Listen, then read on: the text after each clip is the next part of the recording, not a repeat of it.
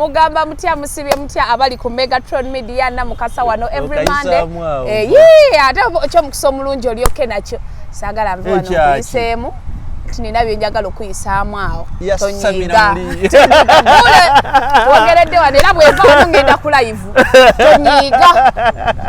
tonyiga nze nkugambye nze sikyanyigira abantu tonyiga ate kuba nagambye abantu naye temunyigira bwe mba nkwetaaga nga nkugamba soli kasuku yakituwadde nyiza omuntu bw'oba omwetaaga omugambe ensonyiwa boba tomwetaaze genda it's okay okubyeka movement nedda ono bakiyita batya we Alan bajit is this yellow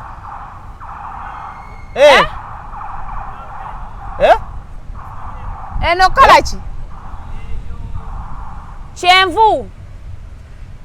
naye kati ebyensi bya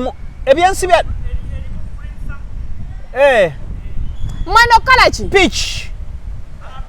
naye yashibe basomera masomero amalungi mubuuze oyayinza somera masomera somera masomera amalungi ayambadde disoko musana kati oyo wema yuge naye mwenkana takasuka njakujeraga naye kakadi kati abagulidde soda lwaki sente tozibawadde sente yandibawadde mwenkalu ekirala ensi byajjamu ne fiiri osobola okwambala yero n'ogamba nze mpulira eno reedi towulira tosangayo abasajja agamba nze muli mpulira andi mukazi it's a feeling waliwo guy yawandiika yakola jampa n'agamba I feel I'm white nga yagamba ye mentalite ye alaba nga muzungu naye nga muddugavu alinga kasinziiro ologamba otya ntyo negwe guno omukutu gunaakula na producer azunga bwati musiru naawe kati baba banyumya biki kyokka bonna baavu babiri baavu bayitirivu ate oli musiraamu kasi tebagenda kukola business ya temanya bava muwogerako kasuku nti akyuse ku ngatto n'anyiiga moze bakoye engatto ze za swenge nja kugulira engatto bagambye okyuse engatto n'onyiiga amugambye azisuse n'anyiiga abantu bagiraba oli ali eriganja muli ebisiyaga buli sawa muba ne moze kati byetukola bwe bivaako wama Bule wetujjidde waneno nga gundi bad black awandise ekigundi yagenze bannamateeka abe Swagga bamuwadde 48 hours opresentinga ezo gundi zeyagamba nti yajjako omwana DNA ayagala bazipresenting online bwafeiringa bagenda mugulako emisango giringa 8 defamation yokwalasinga omwana emisango mingi actually Swagga aba yeteeka mu so taziwaayo ati Swagga n'amala jjayo DNA eyo nga mama teyaapprovinga muganda wange Ozana eddwaliro telisanga muganda wange eddwaliro lisanga obuzibu tosobola kuwamba mwana nga tolina approve eri mukadde we n'omukolako DNA muganda wange eddwaliro era gundi ani bad black bw'aba ayina ba smart lawyer agenda kufuna akasente gundi labo yamuggyako ekitegeera kubanga mulimu ebintu bye batagaba endaga butonde DNA endenjalinga if your DNA bagiraga mu bantu ne bagi exposing abantu abamu basobola ogikozesa obubi nga bannalukalala ekitegeera waliwo ne ezo mwana Bwino kezi batika ku yes kati bibi kati nalukalala asobola obikozesa oba omuntu kati bwe baba banoonya DNA eyo ne bagiraga nti eyo omuntu asobola okukwata profile yo ne bagiyingiza mu system emu nga kuba nalukalala be banoonya kitegeera oba omuntu nga ayina ekirwadde ekimu so it endangers kati yo DNA profile y'omwana ne ya mama kweri people can use it in a certain way ekitegeera yeah DNA nange nagikolako it's a very stressful thing olimba bagikola kunze ku mwana bagikolako ku mwana wange omu you know I have 2 girls but it's a stressful thing. I wouldn't wish to happen to any child. I will never even tell that child nti nakikola kubanga kyekyo bintu ekyobusiru kyoyinza okukola kibi era bwali kimanya nja mugamba muganda wange bakulimba abo bakukyawa mbo ayagala azijjeyo bw'atazijjayo mu 48 hours size naku 2 bagenda mu kufuna ali South Africa. Wali wano waliwo essimu gye waliwo omusajja omwe yali anoonya Bobi Wine ng'essimu ya Swagga kwayogere ali South Africa. Sudi ya Migaldem babaawo naye era atambula. Omayeyo family engezi. Mondo tata we yali muyaye bangambe mbu Pastor Mondo yali mufere yali nakati akyali mufere mu America afererayo si kyengambi America yewa Bule ndeka oli musumba wange muleke oli musumba wange kwano gwa mukyala wange musumba Mondo mwagala nnyo ndeka omayiggo obajja ebigambo zinakowa songerako kigambo n'ekimbo aba Pastor oyinza okunsetinga wonna abaawo ne wanajjawo buli wamu abaawo naye bw'oba oyagala omufuna obulungi naye nange ensi eno abantu mubazalira wano nagendako ne mukyala wange Malawi eyo ne tusanga nga Pastor Mondo yakubye crusade n'ennyenje ne zigwa entolamu bamunoonyanga mu bbi ngeri bamunoonyenga VIP. Omukazi n'atugamba there was a powerful pastor from Uganda here. Ne bangamba ne babuuza which pastor? He called Pastor Mondo Mugisha. Mukazi wange n'antunulako ne mutalina mukazi wange tulika ne mugamba yes is our pastor, family pastor. Ebisajja Katonda alina amafuta. Nomanyiza bwembeera nga siri mu ggwanga Munnayuganda simuyiwaayo era kati nembeerako ebweru ne baŋŋamba balaba Namukasa mbagamba oyo munnamawulire asinga talimba bagamba buli kimu kyayogera mazima meereere tolaba nali ku TV bagiyita Zodiac ne baŋŋamba omukazi omutwali ku pano n'agamba the best musician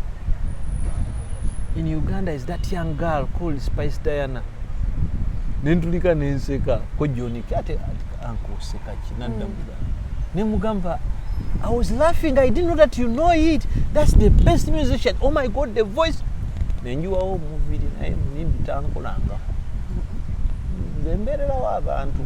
Abantu balowooza ndi mubi naye nange njuwa o muviri. Bannange gundi mbu batabuseera bazze mutabuka ne mukyala we. Mbukanale mugume. Nabirabye naye kakati olaba. Kati mmwe temunnafumbirwa. Obufumbo si bwangu. Bibeeramu. Omukazi asobola okukeera enkya n'agamba banno oyo tanaaba. Yes. Omukazi ekigambo mukazi ate obuzibu omukazi ekyayogera kyekiba ekituufu. Omukazi bamukkiriza mangu naye ebiseera ebimu naffe tuba tulimba. Omukazi asobola okukeera nkya n'agamba banne oyo naswi oyo kino. Ate kakati eby'omukazi bye bawulira. Tegeera. Naffe abasajja olumu tulimba naye ekikulu kiri nti ebintu by'obufumbo it's a delicate institution. It's a very delicate institution that needs people who are in it to involve it in prayers. Musabe bw'omala okusaba ate n'okutandika okulowooza ku bufumbo ng'ekintu ekyenjawulo. Waliwo ekintu kye nsobola okugamba ku bufumbo. Waliwo ekintu ekyabalema okukyusa abantu okutegeera abantu. Men will never submit to their wives. No. You can look for it. It is a woman who submits to the man. But the moment a woman submits, the man will submit automatically. It is garbage in, garbage out. But in this case, garbage comes from the wife. That's how God created omukazi si mwangu. Toyinza kumanya. Omukazi tali submissive. Toyinza kumanya. Bagamba mbu mwami yayende nnyo.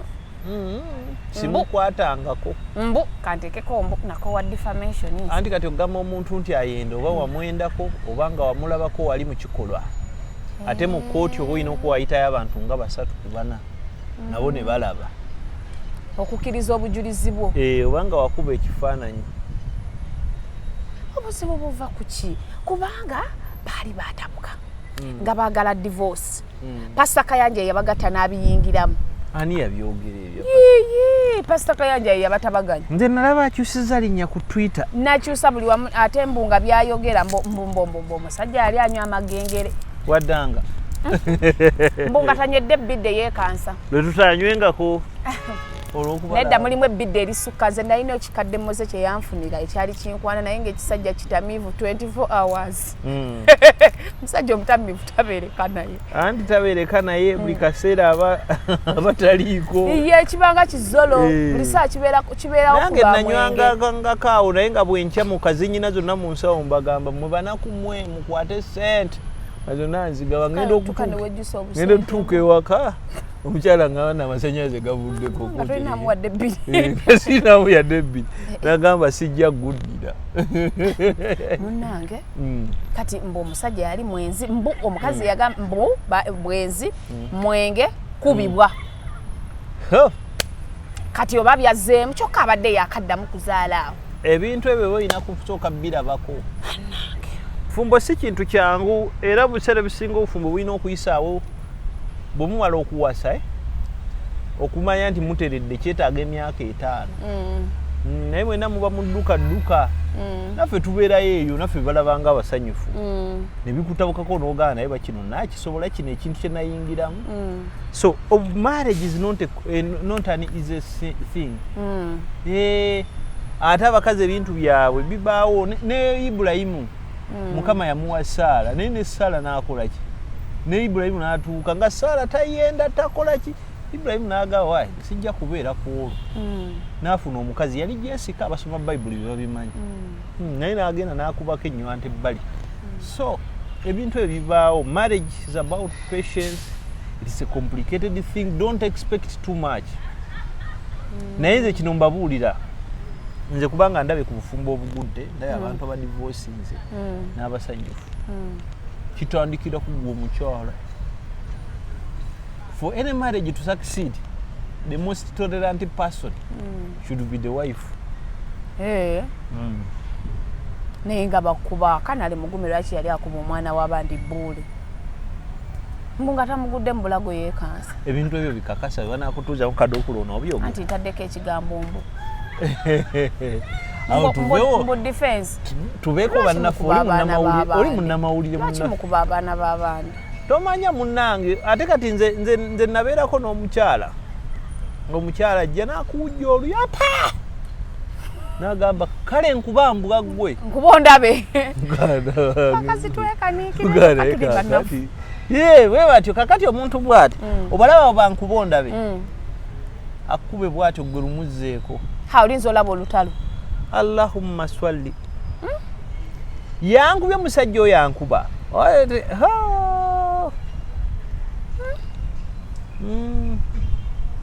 era nze ngamba abantu nze asinga okwenkaraginga divorce wano mu Uganda naawe ate nga Bayibuli egamba Katonda kyagasse wamu teri akisatulula ate Bayibuli bwegamba Katonda yagambye bannange Bule golowooza Katonda ayagala abantu baffe golowooza Katonda ali aido akulietinga abantu be bette ate yadde mukumu tetubanga twogera ku divorce nga naye oli mu divorce empeta yeri wa Bule nze mukazi wange teri yamuntuma nabalaba mu bufumbo bwa ddiisa obufumbo buli butya nange mbadde njagala genda mu obufumbo obwo busipulungi kubanga kakati ekisinga okubuzaabuza abantu nti bino church is a fallacy it is a thinking let me tell you about church marriage church marriage it's one way for churches to keep operating n'abasolooza ttooke okugatta mu church oba inosasula sente nnyo church eyinza okusaba entono eyinza kusaba emitwalo nga 6 emini nga 35 awo ebe kuyambye ye gyokka kubanga ate ne kuwa URSB bawaayo 26 church esobola n'okusaba erubagawo tebasaba miliyoni 2 simanyi tebangattangako yes church zikozesa ekigambo ky'obufumbo bw'amatirimuno kusolooza ssente era kati ng'olaba ekereziya katolika tesobola kukkiriza mu father waayo kubeera mu bufumbo butali obwo kubanga gwe father oba discouraging ate ekintu ekiwa ku kyaki yadde bo bakikodifying nga ne bakiteeka mu mbala y'amateeka yaabwe gye bayita canoni DC okitegeera Vatican Council kye yayogera naye ekiriwo obufumbo is a source of income for the Catholic Church for every church in the world for every religious setting in the world how omuntu yenna agenda okufumbirwa obufumbo omuntu yenna agenda okugatta abantu amafuta tegamufuukibwako Katonda omuntu yenna agenda okugatta abantu amafuta gamufuukibwako gavumenti tosobola kugatta abantu ne bwoba ogoba emizimu egyenkana gitya nga gavumenti tekukkiriza era gavumenti mu nsi yonna omufumbo yenna gavumenti yemuwa license ndaba buli bwebwerera bweyagala nze njagala kati buliriza gavumenti yekuwa license tebakulimba tewali pastor asobola kugatta nga gavumenti emuwadde license era omuntu asinga okuba ow'amaanyi mu bufumbo mu kusalawo kwani agatta n'okugattibwa n'obufumbo ye minisita wa justice bino njagala obiyige nti era n'ekifo ekigazetingibwa okugattibwamu omuntu kisiina kusalibwawo gavumenti si church era bwe baba license tibagiwadde Kampala Archdiocese banka tiyo Catholic Church nga bwe organized basobola okuwa Kampala Archdiocese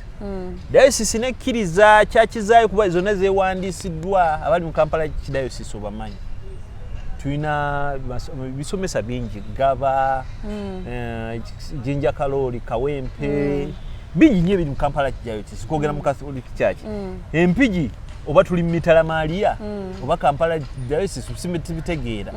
naye ngaawo wonna Kalagala Janya bikibona basobola okugatta naye ate si buli gwosanze ku kigo nti akugatta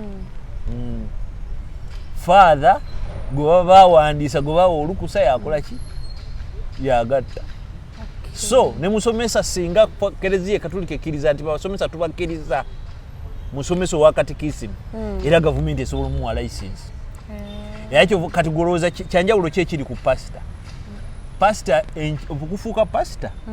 wano byebisinga okuba ekyamu nange nsobola okufuuka kasita muzimba kyaki yange fate abasajja ogula engatto y'omusonso esuuti eya white oba eya black oba emasamasaawo esavu n'otandikaawo ate kati balagula waliwo eyagambye ye yalagula olutalo lw'Ekongo bukyanga tuzaalibwa Kongo wabeerayo olutalo kati buno obufumbo bwa DC nze ndi interested mu kati wuliriza nkyakunnyonnyola nti ne bwe bakugattira mu Kereziya okitegeera ebbaluwa gye bakuwa erina kuba approved by the government bwebufumbo bwe bayita civil marriage kati era bano bakuwa ebbaluwa ebagikuwa baba baera baweebwa olukisa okitegeera ate era bwe bamala okulanga abafumbo nti bagenda kugatta abafumbo nti tulanze abafumbo mu church ekyo kiri within the law tekiri ku bo etteeka kye libalagira era bwe bamala okuwa ssente pasitawo oba faazawo oba imaamu batoolako essente ne bazitwala ne bazisasula mu gavumenti mwe gye muyita URSB mwe gye muyita DC bwe babasasula era ebbaluwa ezo ne bakola ki ne baza approvinga ne bazibaweereza marriage certificate okitegeera si byakusaagamu era bw'oba tofunanga bbaluwa eyo bakufera faza sente yazirya pastor sente yazirya ebbaluwa enjoyina nfu era be bantu bosanga n'agenda kwemba senti batuwasa ne bagamba temuli bafumbo gye bali ne listi weeri mulimu abagundi abakkiriza abali licensed officiating marriage nsubira oba musumba muna abasumba abanene wano mu Kampala saagala kwogera kati basobola kugatta abagole bwe tula nnyo wano bagamba ekidemesa omuntu okugatta abagole nga toli mufumbo wampeta n'omulamuzi aweeredde etteeka nga yasuze oba muloojo oba yakoze kyakugatta kati kambuuze buno obufumbo bwa wabulagana amateeka agabagamba nti simanyi oba onooba married oba ki ebyo bintu ebigugunjibwawo kyaki kubanga nabo balina polisizi zaabwe kati nga Catholic Church ate olina kuba mufumbo walirayo father awasa oli mulalu ekitegeera ko olina kuba celebrate olina kuba father kyekisooka ekitegeera kyovola osanga nnyo ku kereziya nti bwana mukulu yagatta gutwandise oba curate ekitegeera nti yagatta ndi bishop agatta ekitegeera togenda kusanga buli musumba ali wa pastor Serwadda tasobola kugatta era ogenda okusanga nga mama Farida Serwadda oba pastor Serwadda nga be bagatta oyinza okwesanga nga pastor Robert Kayanja nga agatta naye si buli pastor ali awo ewa akola ki akugatta kati kyembuuza mulimu abakafuna license gye buvuddeko ndowooza funero yafuna fanero Apostle Grace agatta naye ate si buli pastor gw'osanga yakola ki kyakugatta era abakusimba mikono ne basabira abagole the newlyweds nze wenjagala weewano process ki omuntu zayitamu kubanga ngenda mu bufumbo bwa DC my fiance abwagala nnyo what are those processes kati process esooka olina okufuna omuntu gw'ogenda okufumbirwa ekisooka ekibufuga nti omuntu oyo muba temulina kubaako akakwate nga temuli baluganda temuli culture bound obufumbo obwo tebukkiriza kugatta omuntu ow'emmamba n'ow'emmamba era ne kereziya oba kanisa ekikola ekola kikyamu era ebyo byesudya mbwe ffe tuli basiramu kiki ebyo meteeka tegabikkiriza kubanga etteeka lyaffe ligaana abantu ab'oluli olumu abadyeni emu okola ki okwewasa awo tuli ku tiiki kyolina ogenda okuba okufumbirwa tekirina kuba kisolo tetukkiriza bestiality gavumenti yaffe tekkiriza bestiality kati ekirala omuntu gwe bagenda okuwasa oba okufumbirwa alina okuba asukka emyaka 18 tuli tiiki nga talina history ya bugu bwa ddalu sigwangako naye tagwangako genda maaso ndi kubala bufumbo genda maaso kati bwe bamala ne musaba bwe musaba okumugjayo empapula ezibalaga nno mugenda okukola ki okufumbiriganwa okitegeera bwe mukufumbiriganwa okwo walina okubaako abantu ababasemba eyo ku DC tebasaba sirimu bangamba mu church tebabagatta nga tebategedde teri abisaba mugende na sirimu wammwe ekigeze no mu church bakola lugezigezi ebyo byonna tisibateeka nange nagamba kati wa sirimu ye tebamugatte kakati igwe sika church ebagatta naye nga waliwo nga mwenna naye bwe mba omunga mubagaana kakati olina mubagenda okubasemba ekisookusooka balina kuba bannayuganda abategeera abannayuganda abo nga balina emyaka 10 ebyo si ebyo nga balina emyaka bakulu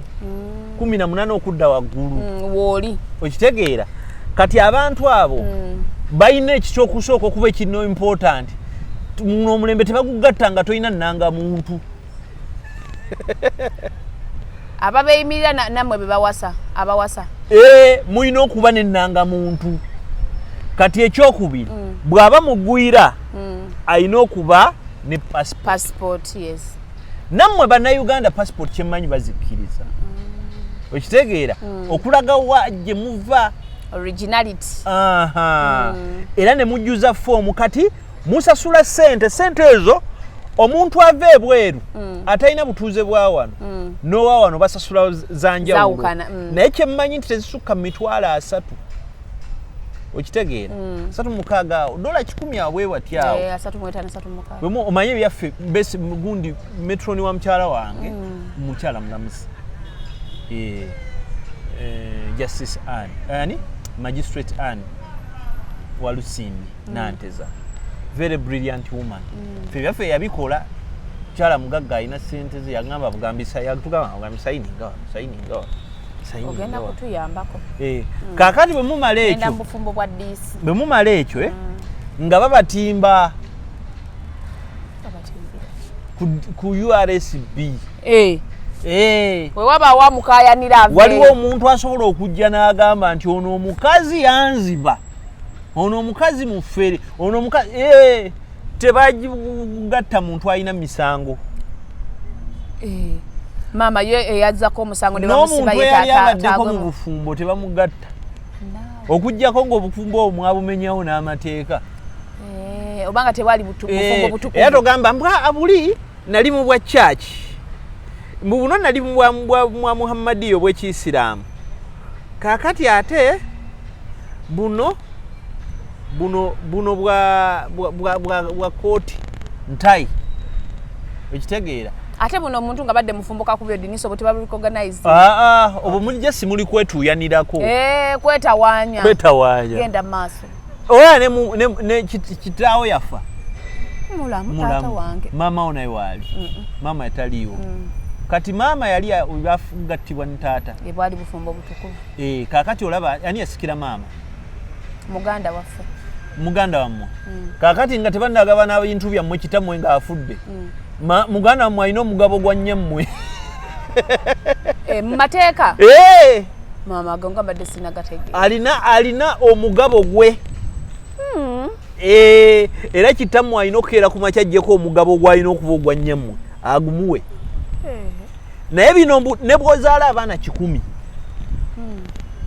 nga naye mwagenda awo simanya taata wammanyi ne mama wange mmanyi obwo si bufumbo muli just kola konjugo muli mu kwetuuyanirako omufumbo yatya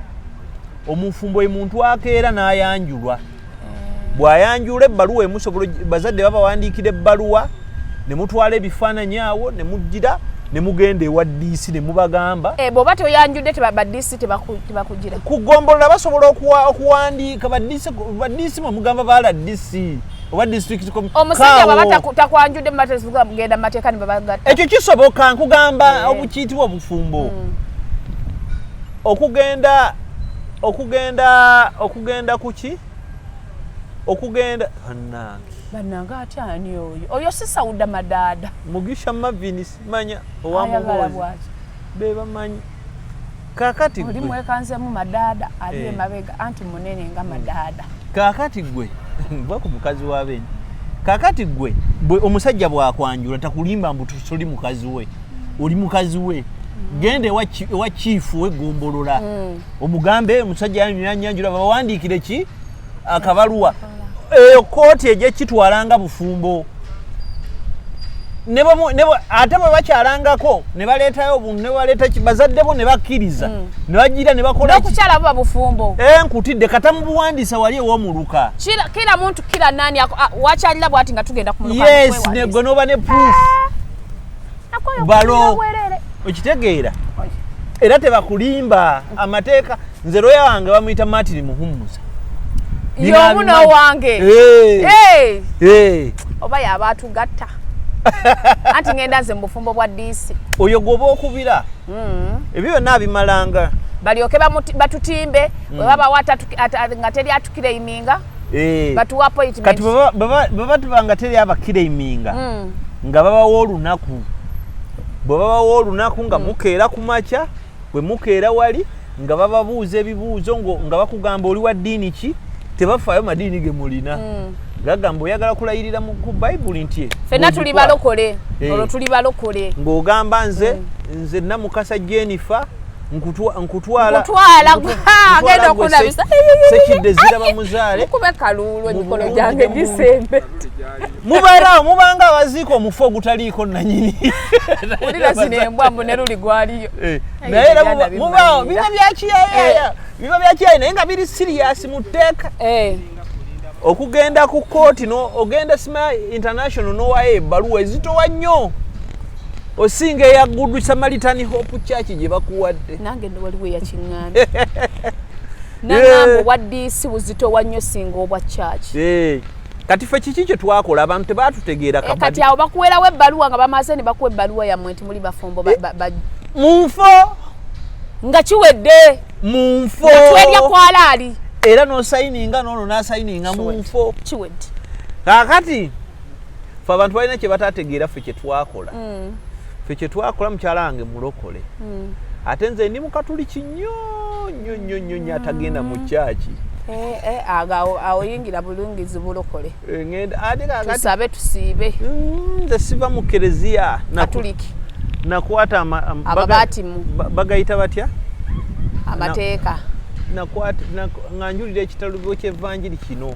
Nganziramu endagaano y'abatisimu. Awo. Sitaani mwegaana. N'ebikolwa bye byonna. N'ebikolwa bye mbyegaana. N'emitogo gye njegaana. Ndagaana ate okugoberera Yesu Kristo. Buli line eno n'okunywerera mu ddiini yange. Oli mu kunywerera ku ddiini. Okutuusa okufa kwange. Nga kwe kwawudde. Era gwe ne bw'osanga ng'omuntu wali nga ye ng'anfudde gwe ng'ofuna omuti ng'ogukolamu akasalaba ng'ogusibamu ekyayi wano ng'ogamba wano weebase Gabulyeri Buule omubatize. Nga kiwedde. Saalo oba ogimaze. Obukatuliki bwannema ate nga tteka endala naye mbabeeramu abalokole mbaagala nnyo. Mbasabira mukati mulimu abalokole benjagala. Pastor Bugembe oyo I like him. He's a decent man. Nange mwagala nnyo naye lwakitawasa. Ataanaawasa gwe. Gwe bagamba nti atawase tagende mu ggulu. Lwakitawasa musumba. Pastor Bugembe mwagala nnyo. Muganda wange yali yeepikira Pastor Bugembe kati ali mbaana aba. Kati waliwo gundi. Bamuwasa. Waliwo no pastor omulala bamuyitaani. Nali simutegeera byakola. Waliwo no we mutundu asaba bulungi bannange. Simutegeera. Pastor Tom Sembera. Nze wafaniro naye mwagala nnyo ayogera ebyamagezi. Kati waliwo pastor oli omusajja ayinza okukulokola nga totegedde. Pastor Joseph Serwadda. Very good man. Very good man. Oh my God. I like that man. Kati waliwo omusajja amuyita Pastor Mitala. Apostle Mitala. Musajja atayogera ku byamagera, ayogera kimuggulu. Byamagezi byokka byayogera. Ate olwakubona simutegeera bulungi oba bamuyita naye preaching ye efaanana muke ya Apostle Grace naye wa church ye ya luzungu. Mbonye Bikira Maria nnyabo oyo saamutegeera. Bikira Maria nnyabo oweggayaza. Naye waliwo ne bapasita bamu benjagala nga abantu bye bakola sibimanyi nira nga mbaagala. Njagala nnyo omwami ogwo bayita Prophet Samuel Kakande. Mwagala nnyo. Nagendako mu kyaki ye nga nkyali mutoototomu. Nyina ekintu kye nalaba bapasita kye batakola. Talina mululu. Alinga Apostle Grace. Ate tayasamira bantu. Atawoza nti simanya njagala naye muli mu church joyingira pastor yagala talekanira bantu bino ebyokudda okulekanira. Gwe. Alinga ayogera bana boogera firimu ng'abajingo. Ebyo tabikola. Agamba, woman, why are you stealing your husband's money? He's a humble man. Kati atagala Pastor Kakande kakola. Pastor Kakande tasabira banaku. Naye mama Yesu yagira abavu n'abagagga. Kati wulira abanaku kyabakola. Ngamba abanaku ekisusse. Mbogere wa Pastor Kakande mbuze. Abagamba mbu God bless you. Rent antwala. Ushers, give him, how much do you pay? Ayinza okumala church yonna nanga agaba rent. Ebyo nakubulira ekyokukola. Naye lwakuba tamukuwa mirundi mingi togufuula muze. Ebyo mu rent busimaya boda yange bagiboba obusongo obutono tamusabira. Abumalanga. Omuntu najja n'akawundu mbukalemye agamba which hospital go. Ayagala nsonga nene ate nga enkulu. Neno olaba pasita nga tuya nasabira omukazi yeetaaga sente emitwalo 10 za hospital bill. What are you praying? We need not to be stupid. Goloza Katonda asobola okukola ki? Okeera ku makya n'atuwa amagezi. N'atuwa ekirabo eky'abaana. N'atuwa abaana abo ne basoma obusawo ne bafuuka ba doctors. Ba doctors abo abaana n'abateeka wali mwe musabire ebiwundu nga badokita bali wali obuwundu obutono. Kankulage nno mukwano gwo seerabira byengenda okubuuza mukwano gwo mukulage wano nako weekunjogezaako ebigambo. Tewali buzibu. MP Gomba East Constituency Mary Flavia Namulindwa Power Power 26 mpaka 23 ekitangaala ky'eggomba mu Uganda empya. Ne ku Lwokuna agenda kulinnya ennyonyi oba agendeko e California eyo naye adda soon. ate lwaki emupi waffe agenda alina byagenda okumaliriza tutandike ground Flavia totandika kutambula wali agenda dda kati awo kirekawo abayogera nti bamudipotinga mulaba twagala abanaku bayige mulabye senga sidya ndiyo friends and your groups toyogera ku mukyalo oyo nze simuyinako buzibu bagamba nti Flavia bakola ki amudani ye amudala Flavia ya California Thursday omusajja wabendi omwagaza ki naye omulimu guno gwe tukola muzibu nnyo oyogera ebigambo n'ebikyuka n'oswala era guno omulimu tebagukoppa kesi ya deportation osobola okuddayo kati kankusomeseko ekintu kimu tuswadde guno omwaka waliwo kale nze mbiwulire ebyo ebintu abagamba bagenda kuzza bannayuganda biki si bwe kiri ekitegeera guno omwaka baguyise gwa kuswala kati tulina abantu ba mirundi mama minisita kyo yayitawo amongo si yagenda yoyo wa V8 si mulamuzi oyo mulamuzi n'abalamuzi babako obugombe nkutidde nyumiza laba ssente w'omusolo wano e Uganda webaka wewasina mwana wa muntu alina mundu n'ofuna obugombe ng'oddako ebyo wano walowooza tulina eggwanga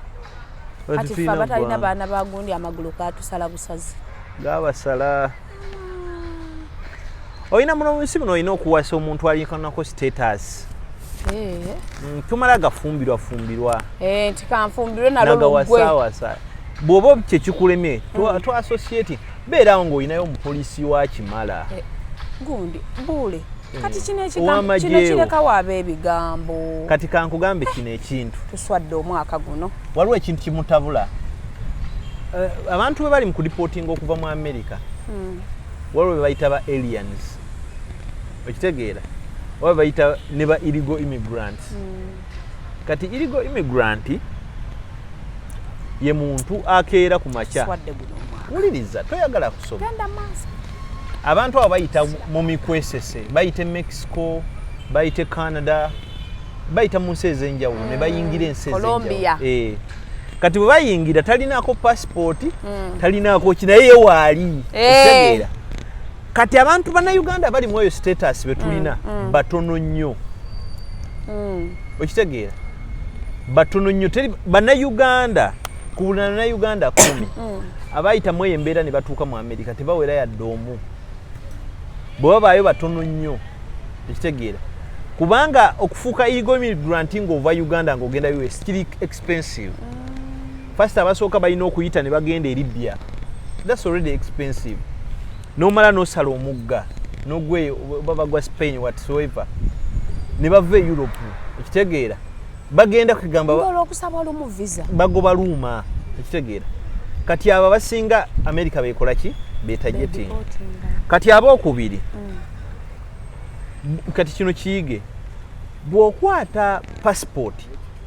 nosaba visa nogenda mu nsi endala yadde ng'olina ebigendererwa birala n'obalimba n'ogenda ku kigendererwa ekyo kyoyagala toba illegal immigrant nti nze ngenze ku convention n'otuuka gwe toli illegal wasaba visa ne bakukiriza n'otuuka wabula bw'otuuka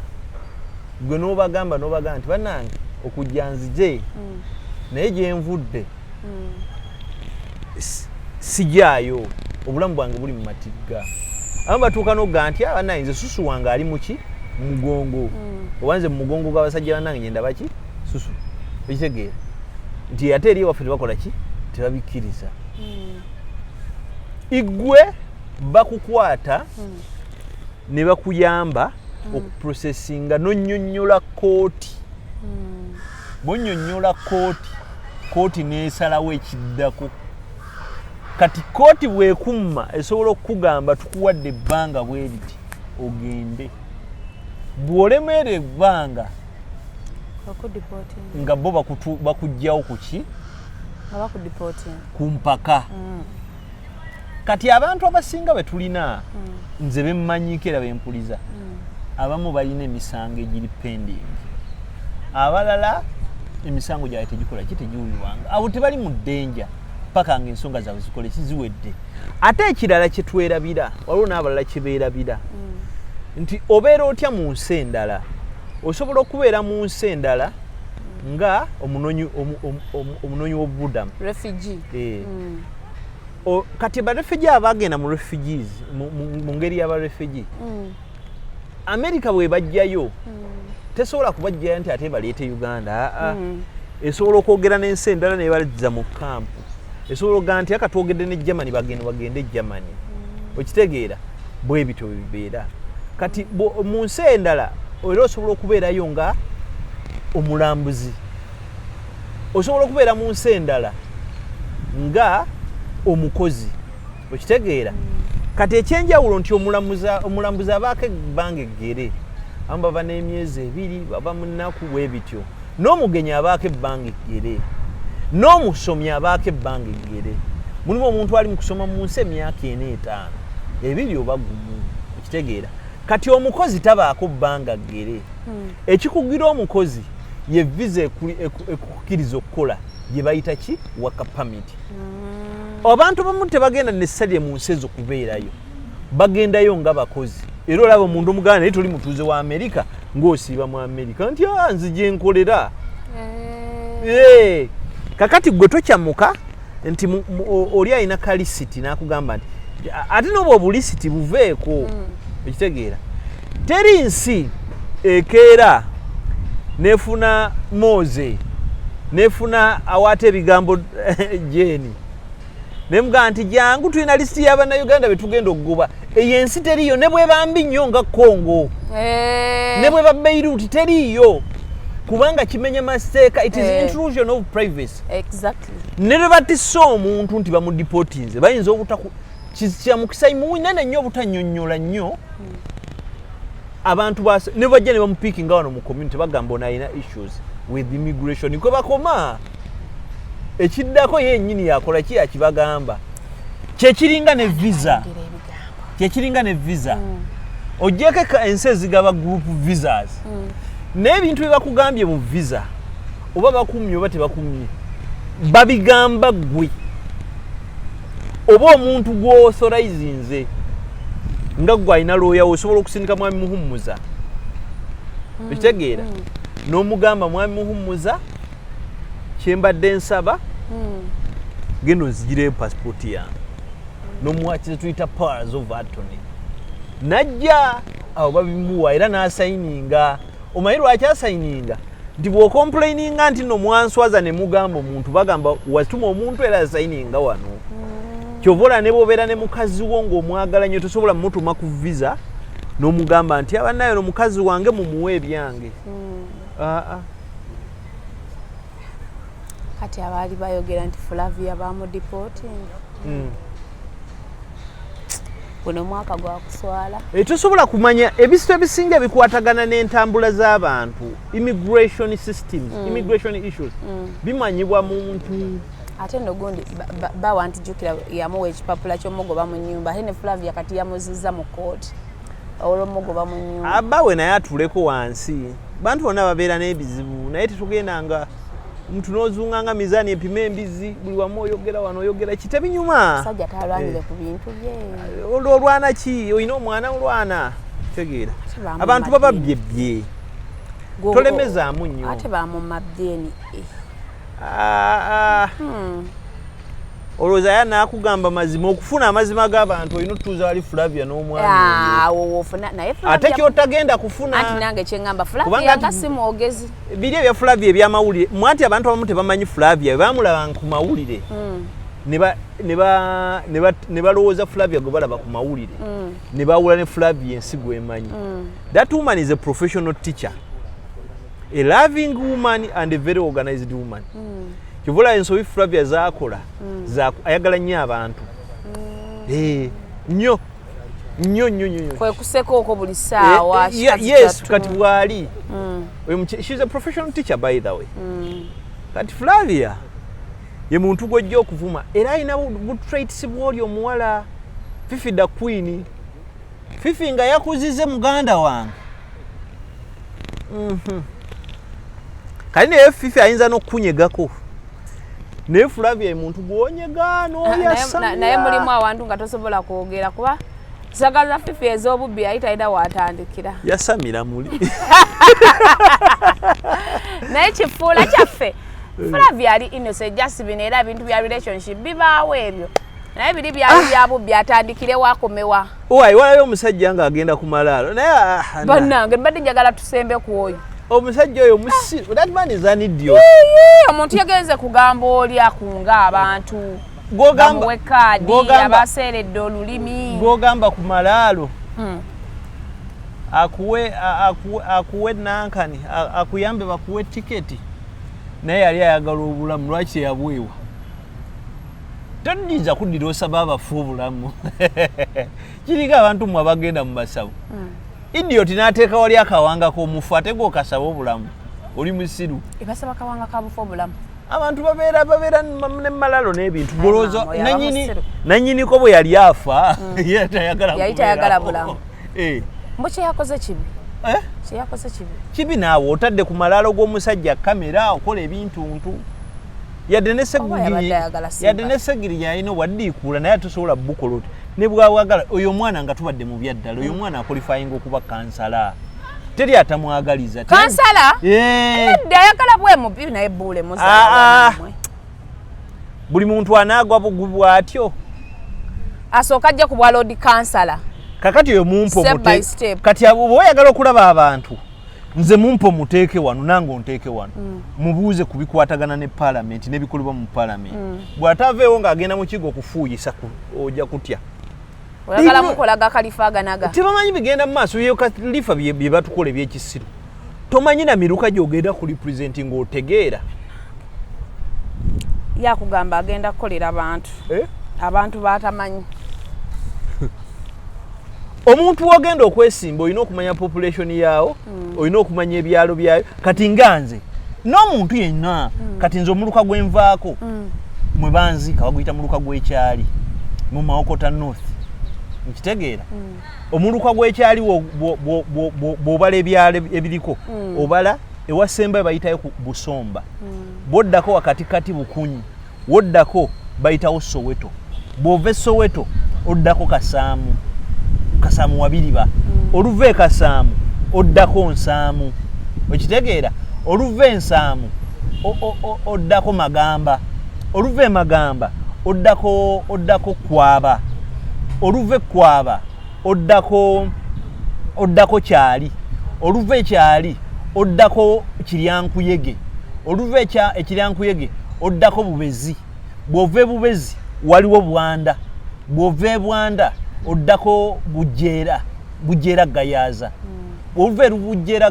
Gayaza oddako Busologganyi oluva Busologganyi oddako Lufuka okitegeera oluva Lufuka oddako Kaggayi nodda Empami nodda ku Bikondo ebyalo ng'ogyeko obugendeyo mu ndanda olina okuba obimanyi ebyewammwe kakati nze ndi wano siri mukulembeze naye mmanyi buli kyalo ekiri ku mulukwa gwewaffe mmanyi buli LC ndi bw'obeera e Busomba LC wano ye Beka Namujinga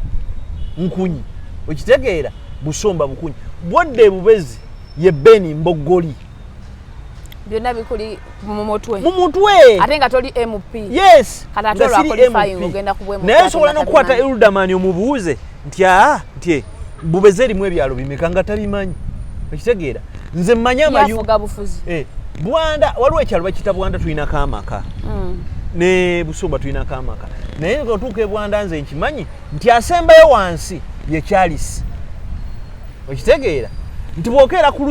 ku sayidi y'oluzzi waliyo Lubanyi ne wabeerayo nani ne Atanasi Bagalagaza nti bwodda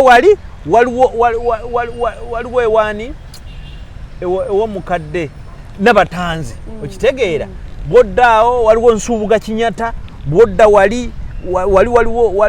waliwo Bansereko waligenda wali Bakabaseke kagamba buli kimu olina okuba ng'okola ki okimanyi okitegeera n'ebibeera ku kyalo n'abantu bo weetaaga nze ku kyalo ku muluko gwaffe ne ku mpigi yenna bw'ombuuza nti njagala munnamawulire ng'ava ku mpigi mumanyi bw'ombuuza nti oyagala inginiya ava ku mpigi mumanyi bw'obuuza nti oyagala baddokita abaazaalibwa bava ku mpigi era nsookera ku mukulu wange Dr. Justin Lukenya nti oyo wuuyo bw'ompa olukageragere bwa bannansi ndumanyi ndi n'essaawa ya kaakati abaana abasoma masters nga bava mpigi abamu basinga mbamanyi Sempala Richard yava Kalagala ali Japan oyina okubanga oli brilliant ebintu ebimu oyina okubanga obimanyi nze constitution essuula esooka ngimanyi essuula efuga obufumbo ngimanyi ewafuga abaana ebikukwatako oyina obimanya ndi munansi okitegeera wenzija obuyinza nga munansi mmanyiiwo obuyinza bwa polisi n'obwamagye mmanyiiwo abaana n'obufumbo n'abakyala mmanyiiwo ne atika efuga eddembe lyange okweyogerera n'abamawulire nkola ki ogimanyi mbimanyi naye oli munnauganda ogamba omusajja Museveni atumazeeko emirembe n'olekaana simanya amaanyi gali mu bantu naye nga tomanyi bitundu oyogera otya protest voting nga n'etteeka erifuga okulonda tolimanyi ne act electoral commission tokola ki togimanyi ebyo ebintu tubimanye guno omulembe gwa Bobi Wine gulina kubeeramu abantu abalabisa nga bakola ki nga bamanyi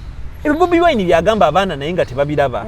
teweetaaga kuyiga nnyo wabula kumanya waliwo omuvubuka gwe njagala ennyo bamuyita eyekolera Itongwa muwulira eyekolera si muyivu nnyo naye eyekolera mugezi nnyo omanya kifuula eyekolera omugezi eyekolera yategeera ekintu kimu abuuza asoma anoonyereza ate eyekolera singa twalina university ezigaba degree mu nsi ezaakula bagaba degree nga degree ezo bazigaba okusinziira ku kibala by'okola I would confer that guy a degree in philosophy or in music. Tell me any Ugandan who understands more kadonka more than eyekolera eyekolera kyalina mu philosophy kimu nti equations mu philosophy kyatusomesa Kasuku byasoma psychology sina philosophy psychology Kasuku byasoma nti nze olaba nakutunulidde okujja wano nga ntunulira kakomo kano golooza nkutunulira mutwe naye kinzijidde mu mutwe olina necklace eyaki eya layisi obwedda ngitunulira nga ndaba nti teri asobola kukola necklace ya bbeeyi kano kakaliko akaliko wakati wano kalaga nga ka bbeeyi naye akaguwa akakutte necklace ka layisi kakutte kaliko galanta naye mwatandise kuntyobola butyoboola si kutyoboola kubanga kati okasubira mu bbeeyi meka nkubulire entuufu oba obuntu bwe baba bakakuguza nusu ezisukka gumu akanaana baakubba nedda nakagula 3 wagwa ku mukongo wagwa ku mukongo awo wennyini nakunuuna si mukongo kagula nedda si mukongo dduuka naye era omusajja yali yeeyerusa alinga omukongo bweba yeeyerusa either mukongo oba mulundi bwe natuuse wano esatu jange bwe natuuse wano nakugambye nti ekiteeteeyi kirungi okitegeera naye era kye nakugambye nti tekiri mwena ena kitundu moze naŋŋamba kyetaano ne mmanya maalogo baakubbayo 5 kati olina okuba anxious n'obeera ng'onoonyereza tobeera nga kwegamba buli kiba okiteekamu obusungu kakkana nnyo namukasa omuntu olaba n'abavuka abeera ku social media ne baasama oyo namukasa oyo Kasuku oyo Bule bwe baasama bambi toyasama baleka ne basama olabira omuntu atategeera kuwongera nnyo ddoboozi waggulu the more you make a noise you are covering up something we do not know olina kyokweka olina weakness gy'oli mu kweka nga gwoyasama tobanga oli ku fuulu ava ku mukyala w'abendi nze soogera ku bantu nedda mbadde mbuuza bubuuza nange soogera ku bantu just bw'oyogedde ku kyokwasama era wama mwannyinaze ono muteeke mu ggaali ku lulwe nze sirumba bantu mbadde mbuuza bubuuza kaakati omuntu yenna bw'ayogera actually n'omukyalo oyo gwoyogeddeko nze olumu awuliriza nze mulaba nga awuliriza mmwe abatagoberera Jane nedda olumu mulimu omuntu nga tawuliriza kutegeera ng'awuliriza ku responding ebyo ekyo kimanyi otya kati kiki kyembagamba omuntu bw'atandika okweregako mbwakuvuma muleekaana mwekyo ekiseera w'olina okusinga okukakakanira ennyo bannayuganda kati nze kankuweyo life hack emu buli lw'owuliranga nga oli challenged kakkana nkitegeera bw'osanganga balo nga alina omusajja ku buliri bwo n'omukazi ku buliri bwo yayenze soko sirike Jane gamba nti sikyalina kyensiza okitegeera kibaddewo soko kkirize nti kibaddewo uliriza soka nebagwamu makati soko kakkane accept a situation okitegeera bw'omala olumu bw'okwatanga n'omusajja wo ng'oyo ayenda mugambe gyebale okkakkane omanyi kigenda okubaawo omusajja oyo yennyini yagenda okukuba ne Bule kiva ku ky'omuntu okuzimba ebigere mpozi ng'olubuto walugjeemu naye nga pre-eclampsia wamita pre-eclampsia kaddemu pre-eclampsia olubuto kintu kirala atonzira nkugamba lwaki omuntu agejja ebigere oyimirira nnyo otuula ennyo okole ne ku dduyiro obuuka omusajja agambe nti omukazi atwala mukufu so tumalirize nono omwami ku kino ekifaananyi isitoko omuntu tambula n'ekifaananyi ky'omufu anti bwe bw'obusiru kyovola gavumenti eno erina kyerina otutukolera mwami Museveni akantu katukoze akasinga okutaba feya kwe kuddira bannabyabufuzi abakola kye tuyita populism abakola politics of demagoguery demagoguery yes obo bayita demagogues omuntu okubeera demagogue kwe kukozesa embeera eriwo okweyambisa embeera eriwo okufuna kyafunamu nti ababufuzi kiki kye bakola nti kye bakola akugamba omusajja emyala gimulemye bye babeerako yajja abaterereza emyala kyokka naye agenda ovaana ebyobujjanjabi onooli onna omulaba ng'atunula ng'omwala akugamba tereza myala okitegeera kakati gavumenti ya wano kyerina otutukolera etuyambe nze bankoze batya ekyokunywa kiriwa kale kakati gavumenti yano kyerina okukola erina okuggyawo ebintu ebyobufuzi bye bazannyiramu tutandike okudiscussinga policies kyovola Bobi Wine alina obuntu bwatabeerako nogundi Mugisha muntu balina obuntu bwe batabeerako kubanga those things do not matter okitegeera kati kyovola nti wano ffe twakkakkana tudiscussinga ba MP nebuuza kati mulimu nalabye abantu bagoba mu kusajja wange Derek Nyeko naye ng'ekimugobya kyebamugobya kikyamu Nyeko talina kukola myala talina kukola nguudo ekyo nze anti Nyekaawo kyewe munenyeza nti bwe bakulonda olina okuddayo abantu abo n'obannyonnyola nti munnonze nno naye luno oluguudo balukola bwe bati luva ku vooti bweti ne bweti ebyo bye bibalema kakati n'olaba nti n'okuteesa mu palamenti talina kyayogeddeyo wadde amunyeko Derek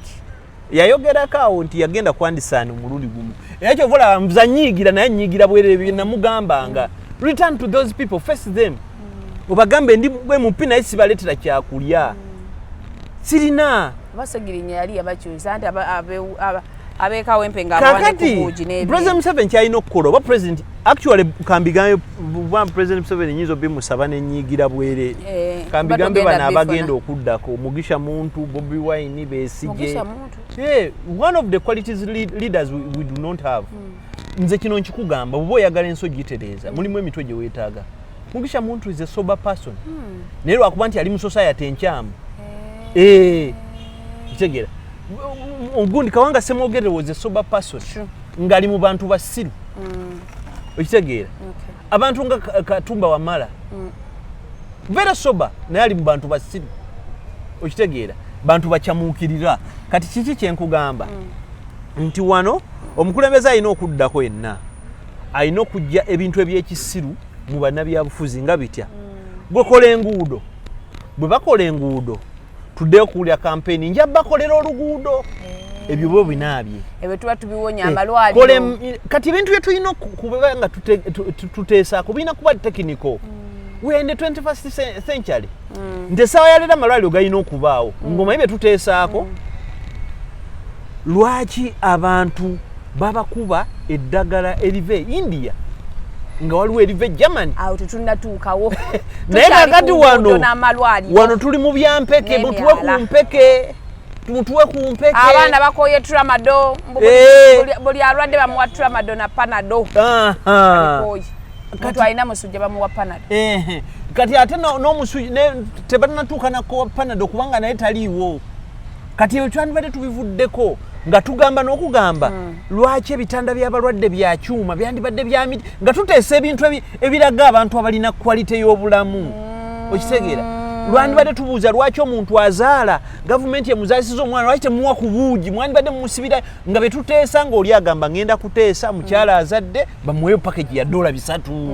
okitegeera naye tukyali mu bintu bya kisiru emyala etoyi abantu bakyafuka nalabye gavumenti etadde wali akantu tofuka wano gavumenti yebiwandikoko era yebiwandika ne gwendisanga nga abiwandika tujja kwebisa gavumenti yatadde wali akantu yatadde fountain ku Clock Tower bagenda opama mwejo kubanga n'abantu bebafuga tebategeera bapamomo byavunde byavunde osooka olabe Clock Tower bwewunya kubanga wana ekizibu kye tulina si kya bukulembeze kyova olaba nti omulimu gwaffe munene bano ba Bobi Wine babagamba nti mubuuke mudde musome bo baategeera obuzibu bwe buli nti kubanga naffe ffennyini tuli basiru okitegeera at the end of the day nti n'ensaawa ya leero bw'oleeta Bobi Wine ebizibu Museveni byatulekedde tebigenda vaamu mu lunaku olwo era ate biyinza n'okwekubisaamu ng'obuyinza bukyuse abantu bano balina okutegeera gomanya abantu n'osanga nga baakoze oluguudo terunaggwa lukyali lubisi omwana wa boda n'agamba teekawo layini